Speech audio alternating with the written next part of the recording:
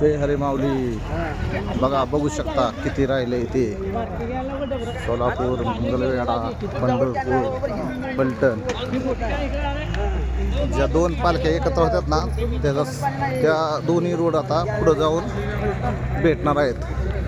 बघा बघू शकता पंढरपूर फक्त 25 किलोमीटर राहिला आहे. आणि बघू शकता तुम्ही की पलीकडला हायवे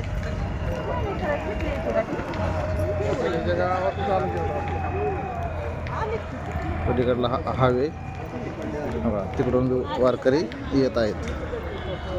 बघू शकता आम्ही चाललोय हा हायवे वेगळा आणि तो येणारा फलटण मार्गे जी पालखी येतात. एक जागा थांबून दाखवतो.